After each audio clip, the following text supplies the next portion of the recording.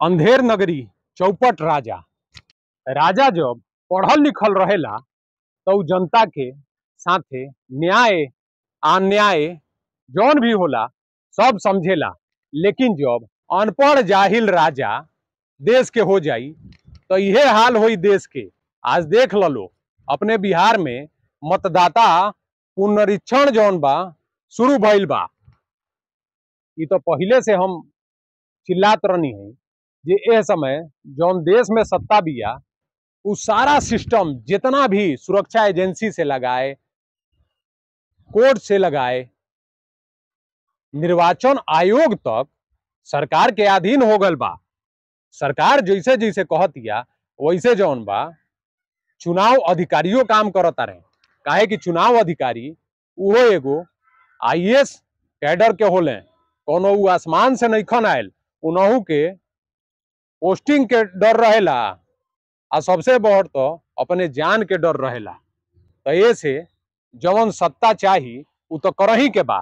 काहे कि कोनो एजेंसी अब स्वतंत्र नइखे रह गए अपना देश में। तो नमस्कार भाई लोग, गोड़ छू के प्रणाम करतानी।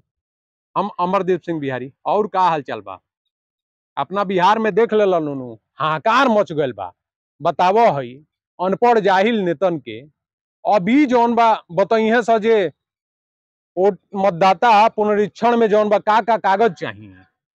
अब वहीं तक चिल्लात रहे हो सजे सब कंपलसरी जितना बावे उ आधार कार्ड बा। आ जब मतदाता सूची के बात आयल तो में आधार कार्ड गायब कर दिले सो। ऐसन ऐसन कागज मांगता रहे सो जे उ केहू दे पाई? बूढ़ माई बाप जेकर बारे उ डोमिसाइल बना के दे पाई? बताओ, निवास प्रमाण पत्र, जन्म प्रमाण पत्र, पासपोर्ट, इहे सब कागज मांगल जाता। आखिर अपने बिहार से ही काहे शुरू भइल ह काम? कुछ समझ लो, अपना दिमाग पे जोर डाल लो।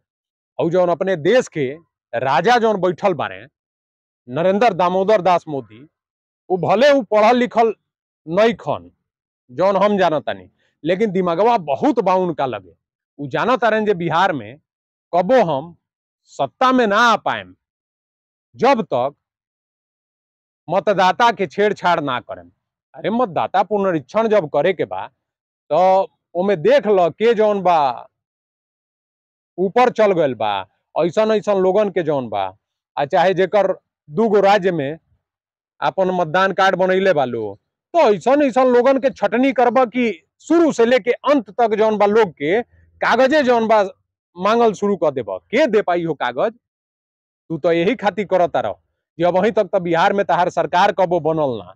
तो जेकर सरकारवा बा ए समय मतदाता सूची में ढेर तो नहीं के नामवा बा, तो तहार कैसे वोट के ग्राफ बढ़ी?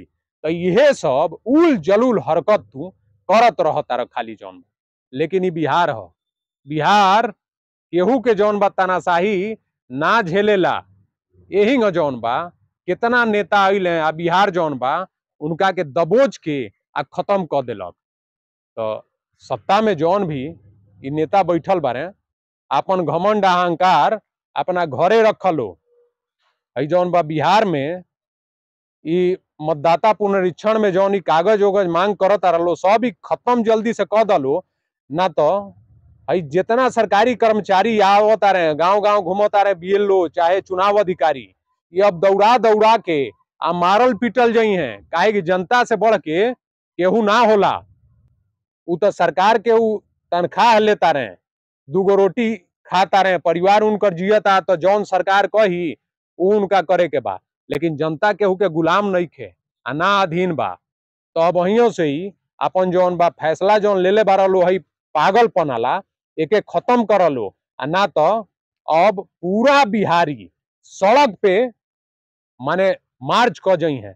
आ यही बिहार के धरती से ऐसा क्रांति उठी जे दिल्ली के जौन हो सत्ता पे जौन काबिज बालो नु कुर्सिया माने चारों ओकर पौआ तूड़ के आ कुर्सिया कहाँ फेंक दिया पते ना चली। तो अब वहीं से सुधर जालो। आ हई जौन जनता के बीच आक्रोश फैलल बा ए समय, एकरा के खत्म करे खातिर तुरंत जौन बा आसानी प्रक्रिया से मतदाता पुनरीक्षण के काम शुरू कर लो।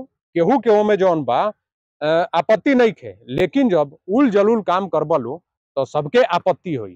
तो भाई लोगन ए विषय पे का सोचता रहो, कमेंट करके अपन राय जरूर दियो। आ वीडियो के ज्यादा से ज्यादा लाइक करिए, शेयर करिए, साथ में चैनल के सब्सक्राइब जरूर करिए। तो बोलो बिहार की जय।